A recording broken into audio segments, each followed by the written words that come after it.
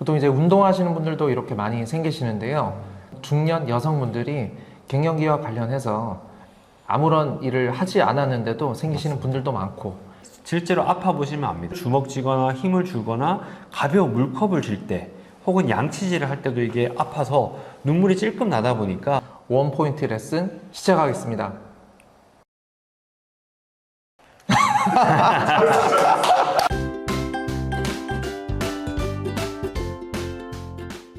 안녕하십니까, 포인트병원 정형외과 전문의 나기태 원장입니다. 정형외과 전문의 김동일 원장입니다. 자, 오늘은 왜 팔꿈치가 건강해야 하나에 대해서 원포인트 레슨 시작하겠습니다.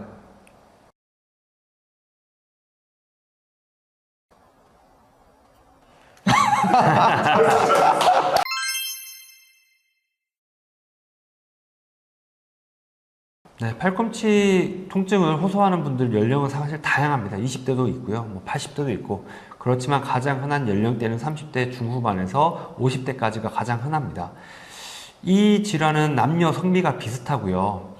퇴행성 관절염인 경우에는 중년 남성에서 많이 발생하고, 점액낭염 같은 경우에는 노년에서 많이 발생하지만 전체적으로 팔꿈치 통증을 호소하는 남녀 성비라든지 연령대는 아주 다양합니다. 꼭 그렇진 않습니다. 실제로는 이제 골프 치는 분들이 테니스 엘보로 오기도 하고, 맞습니다. 테니스 치는 사람이 골프 엘보로 오기도 합니다. 테니스 엘보랑 골프 엘보는 부위가 좀 다르지 않나요? 그렇죠. 우리가 흔히 엘보우, 테니스 엘보우라고 하는 병은 이 팔꿈치에서 엄지손가락 쪽, 요 바깥쪽을 주로 말을 하는 거고요. 골프 엘보우는 반대쪽, 요 새끼손가락 쪽, 이쪽에 생기는 힘줄염을 골프 엘보우라고 합니다. 보통 이제 운동하시는 분들도 이렇게 많이 생기시는데요. 그 이외에도 보통 중년 여성분들이 갱년기와 관련해서 아무런 일을 하지 않았는데도 생기시는 분들도 많고, 실제로 집안일을 하시면서 골프 엘보, 테니스 엘보를 호소를 하시는 분들도 많습니다. 맞습니다. 꼭 운동을 하지 않더라도 이 병명을, 이런 골프 엘보, 테니스 엘보를 이제 뭉뚱그리는 질환명이 과사용 증후군이잖아요. 맞습니다. 과사용 증후군을 제가 설명을 드리고 당신은 테니스 엘보다, 당신은 골프 엘보다 이렇게 말씀드리면, 아니 나는 많이 쓰지도 않았는데 되게 억울해 하시는 분들이 많아요. 하지만 이런 아까 말씀하신 것처럼 중년 여성분들이라든지 이런 분들은 사실상 많이 사용하지 않더라도 생길 수 있는 병입니다. 그래서 중요성은 우리 몸에 안 중요한 부위가 없죠. 하지만 이 중요성이라는 게 실제로 아파 보시면 압니다. 이게 손을 쓰려면 팔꿈치를 이용해서 어디 손을 갖다 놔야 되는데 어디를 가든 아프니까, 그리고 손을 주먹 쥐거나 힘을 주거나 가벼운 물컵을 쥘 때 혹은 양치질을 할 때도 이게 아파서 눈물이 찔끔 나다 보니까 팔꿈치 건강의 중요성을 그때 느끼게 되는 거죠. 저는 환자분들께 쉽게 말씀드릴 때 왜 팔꿈치가 건강해야 하나? 라고 했을 때 첫 번째 말씀드리는 거는 먹기 위해서 팔꿈치가 건강해야 됩니다 라고 말씀을 드리는데요. 팔꿈치가 접어지지 않고 움직여지지 않는다고 가정을 해봤을 때 손을 입으로 가져갈 수가 없습니다. 우리가 살려면은 먹어야 되죠. 얼굴을 못 씻고 얼굴을 못 만지는 거는 일종의 다른 차원의 문제인 거고, 저희가 식사를 하기 위해서는 손이 입에 가져가야 됩니다. 손이 입 주위로 가져가기 위해서는 가장 중요한 게 지금 어디가, 제가 지금 제일 움직이는 게 어디죠? 팔꿈치가 움직이는 거죠. 손가락과 손목은 하나도 안 움직이고 심지어 어깨도 움직이지 않습니다. 근데 지금 움직이는 거는 팔꿈치가 움직이죠. 먹기 위해서 팔꿈치가 건강해야 합니다. 앞서 말씀하신 대로 골프 엘보는 팔꿈치의 안쪽에 생기는 질환인 거고, 테니스 엘보는 팔꿈치의 바깥쪽에 통증이 생기는 일종의 힘줄의 염증 상태 혹은 퇴행성, 변성 상태가 되겠는데요. 이 이외에도 어떤 반복적인 운동이나 동작들을 함으로 인해 가지고 팔꿈치 주위에 있는 어떠한 힘줄이나 근육에 문제가 생길 수 있는 그런 질환군들이 있겠고요. 그 이외에도 퇴행성으로 관절 자체, 즉 퇴행성 관절염이나 그 다음에 팔꿈치 주위에 이런 물혹이 생기는 그런 점액낭염 등이 생길 수가 있겠습니다. 네, 우리가 엘보 그러면서 다들 테니스 엘보라든지 골프 엘보만 걱정을 하시지만 실제로 저희가 진료를 하다 보면 맞습니다. 팔꿈치 관절염으로 고생하시는 분들도 꽤 많습니다. 그렇죠. 그렇기 때문에 팔꿈치가 아프다고 해서 아유 엘보 왔네 이렇게 간단하게 생각하지 마시고 꼭 병원에 방문을 하셔가지고 팔꿈치 건강 상태를 확인하시는 것이 중요하겠습니다.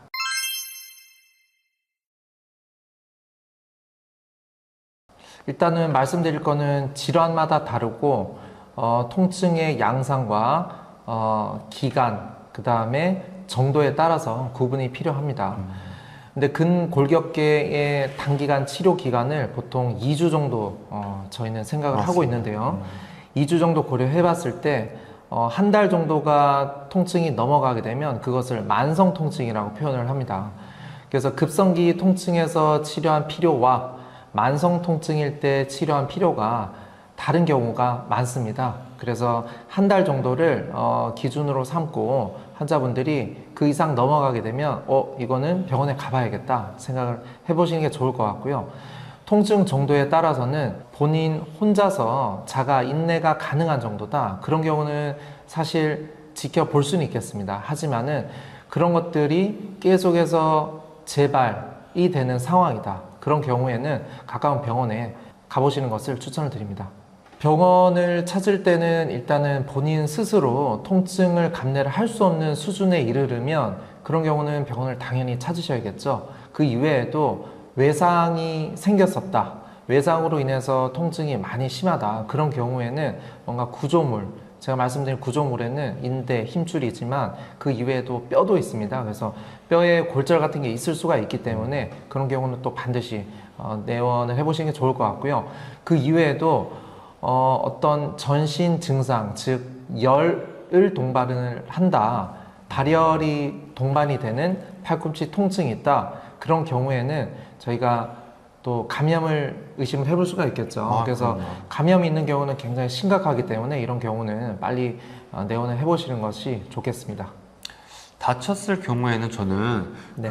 그 다친 부위가 부었는지 안 부었는지를 상당히 저는 잘 보거든요. 맞습니다. 저희 뭐 일상생활 하다가 다쳤다 그럴 때 저희 정형외과인 거 아니까 물어보는데 부었냐? 많이 부었다 그러면 빨리 병원 가보라 그러고요. 많이 붓지 않고 아프기만 한데 참을만 하다 그러면 조금 더 지켜보라고 말씀 많이 드리죠.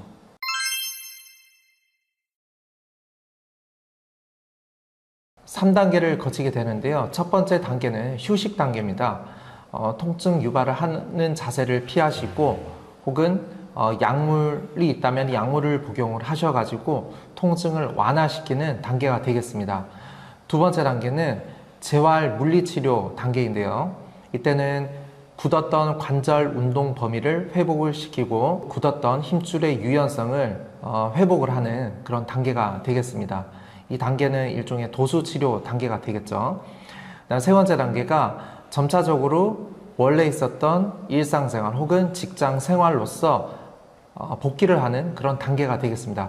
최근에는 그런데 이제 1, 2단계, 즉 통증 완화 단계와 재활 단계를 한 번에 할 수 있는 그런 치료들이 있죠. 그래서 맞습니다. 주사 치료는 또 어떤 것들이 있죠? 그 흔히 PRP라고 하는 자가혈청 주사 치료가 제일 유명하죠. 팔꿈치 테니스 엘보 같은 경우에는 스테로이드 사용이 장기적인 악영향을 끼친다는 연구 결과가 많기 때문에 스테로이드 주사는 지양하고 이런 다른 재생 주사 쪽으로 치료를 받는 것이 맞습니다. 맞습니다. 그 재생 치료에는 그 자가 혈장 주사라고 하는 치료도 있고요. 실제로 DNA 주사라고 하는 재생 주사도 있겠고요. 또 체외 충격파라고 하는 것도 네. 일종의 재생 치료 방법이 되겠습니다.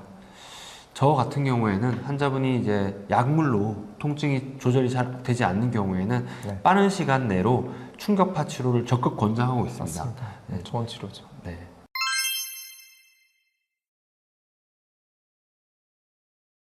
보통은 3에서 6개월 정도의 그 비수술적 치료 단계를 반드시 거치는 것을 추천을 드리고요. 그 이후에도 충분한 비수술적 치료를 해봤음에도 통증이 지속이 되고 일상생활 혹은 직장생활을 하는 데 있어가지고 많은 폐를 끼친다. 그런 경우에는 수술적 치료를 고려를 해볼 수 있는 단계라고 말씀을 드립니다. 그 이외에도 운동량이 많은 운동 선수들이나 또 운동을 많이 좋아하시는 일반인분도 조기에 수술을 권해드리기도 하고요. 그 이외에 이제 신경 증상을 동반하는 경우가 있죠.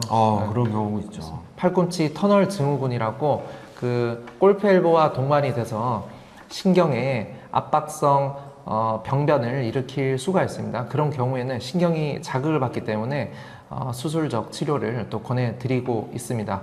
그 이외에도 주사 치료로 부작용이 생긴 경우가 되겠죠. 앞서 말씀드린 대로 어떤 주사 치료를 받았는데 그 부위에 화농성 감염이 생겼다. 그런 경우에는 반드시 수술을 할 것을 말씀드립니다.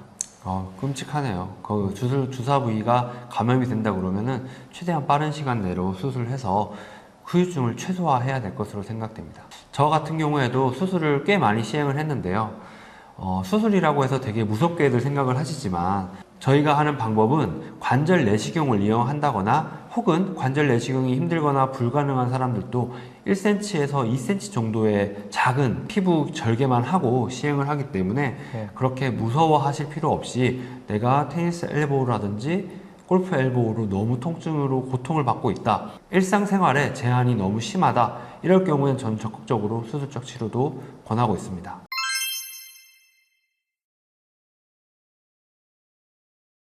이거는 꼭 팔꿈치 질환뿐만 아니라 그 근골격계에 해당하는 그런 공통적인 예방 방법이 되겠는데요.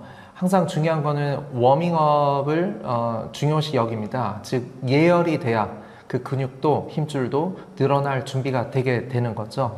그 이후에는 마사지 등으로 실제로 근육을 몰캉몰캉하게 또 유연하게 그런 기르는 또 스트레칭 또 마사지 등이 필요하겠고요. 그 이외에도 손이나 손목을 많이 사용을 하시는 분들은 1시간 이상은 연속적으로 하지 말라고 합니다. 그래서 우리 수업 시간에도 50분 수업하고 10분 쉬듯이 그런 식으로 일을 하시거나 하실 때는 중간중간에 쉬는 타임을 가지시라고 말씀을 좀 드리고 있습니다. 팔꿈치 통증 같은 경우에는 다른 병보다 잘못된 자세라든지 잘못된 준비 운동을 때문에 발생하는 경우가 특히 더 많기 때문에 아까 우리 김동민 원장님께서 말씀하신 그런 워밍업, 이런 스트레칭을 꼭 지키셔야 합니다. 앞서 말씀드린 대로 밥을 잘 먹고 얼굴을 깨끗이 하기 위해서는 팔꿈치 관절의 건강이 굉장히 중요합니다. 그 다음에 모든 병은 조기에 치료하는 것이 가장 바람직하죠. 그만큼 이제 치료는 반환점을 돌아가지고 회복이 되는데 시간이 걸리기 때문에 조기에 치료 개입을 하는 것 권장드립니다. 병을 키우지 마시고 가까운 병원이나 의원에 내원을 하셔서 치료를 또는 진단을 받는 것을 추천을 드립니다.